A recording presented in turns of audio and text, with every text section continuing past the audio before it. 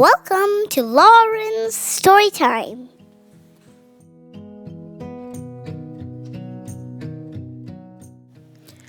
Too Many Pumpkins by Linda White, illustrated by Megan Lloyd. Every year at springtime, Rebecca Estelle planted just enough seeds in her garden to grow vegetables for the long winter. She planted carrots and beans, tomatoes and peas, corn and rutabagas. She grew a little bit of everything except pumpkins. Rebecca Estelle hated pumpkins. When she was a little girl, money had been scarce. For an entire month, all there had been to eat were pumpkins. Baked pumpkins, steamed pumpkins, boiled pumpkins, stewed pumpkins, mashed pumpkins, rotten pumpkins, breakfast pumpkins, lunch pumpkins, dinner pumpkins. Enough pumpkins. When things finally improved and there was money to buy food, Rebecca Estelle decided she would never eat pumpkins again or even look at one. Not ever. And she didn't until one autumn day, long after Rebecca Estelle's hair had turned snowy white, she was raking the leaves that fell each fall from her black walnut tree, and her cat Esmeralda was scattering them just as quickly. All of a sudden, the pumpkin truck passed by. Oh, she heard it coming, and she knew what it was. It rumbled by at harvest time every year. She turned her back and concentrated on picking up the last fallen leaf. She managed to ignore the truck until splat! An enormous pumpkin tumbled off the truck and smashed into slimy orange smithereens all over the edge of her yard. "Come back here and get this pumpkin," she yelled, but the driver sped away. "Well, I won't touch it," Rebecca Estelle insisted, getting her shovel from the barn. "And I won't look at it," she added as she shoveled dirt on top of the pumpkin pieces. "I won't think about that pumpkin ever again," she declared, and she didn't until spring. When Rebecca Estelle was admiring the new sprouts in her garden, she noticed Esmeralda playing in some big green leaves growing at the edge of the yard. "How curious," she said, going over to inspect them. "I didn't plant anything here." Then Rebecca Estelle remembered the pumpkin truck and the slimy pumpkin smithereens. "Pumpkins!" she cried in disgust. "Come out of there, Esmeralda. I will not water those plants. I will not tend them.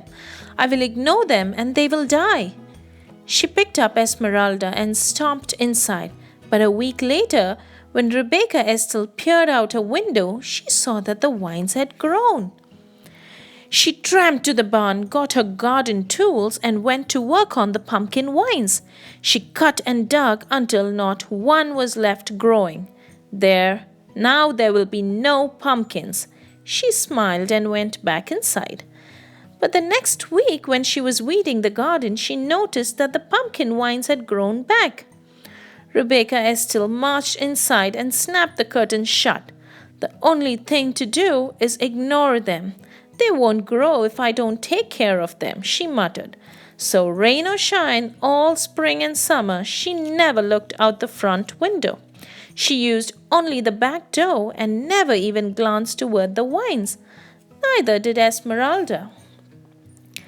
Rebecca Estelle ignored the vines so well that in time she forgot why she wasn't using the front door until one autumn day when she and Esmeralda went to rake the leaves that fell each fall from the black walnut tree in front of the house. "Pumpkins!" Rebecca Estelle shrieked. Pumpkin vines had twined under the bushes, under the bird bath, through the porch rails, and onto the rocking chair. The entire yard was a sea of plump, round pumpkins. Rebecca Estelle could no longer ignore them. She plucked down on the pumpkin nearest her, putting her hands over her face. "Whatever will I do, Esmeralda?" she cried. "How will I get rid of this many pumpkins?" She thought and she thought. Her mind went back to all the pumpkins she had eaten as a young girl, when pumpkins were the only food her family had. Well, we can't let them stay here, she told Esmeralda. Some people might need these pumpkins, and I suppose there are folks crazy enough to like them. We'll give them away. She marched off to get her wheelbarrow. Rebecca still struggled to lift the first pumpkin, then the second and the third. She huffed and she puffed as she wheeled the loaded wheelbarrow into the lane. I'm too tired to deliver these heavy pumpkins now, Rebecca Estelle grumbled.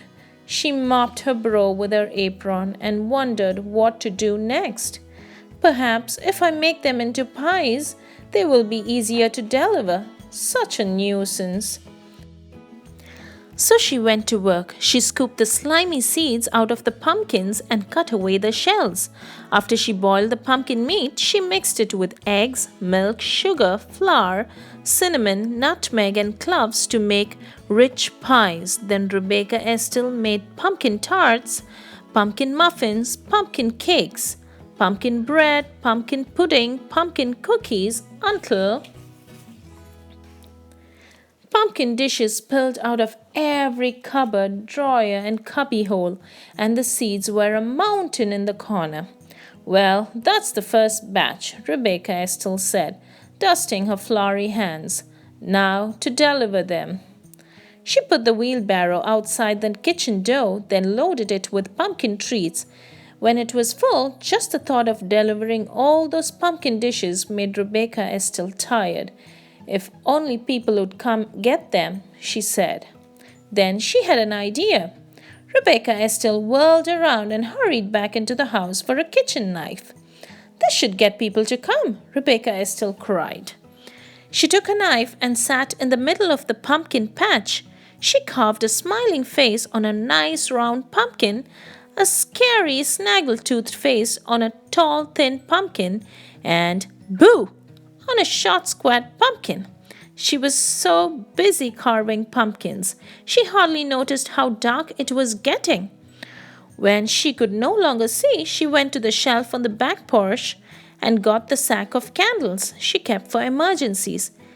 If this doesn't get people to come here, we'll have to deliver them all ourselves, she muttered to Esmeralda.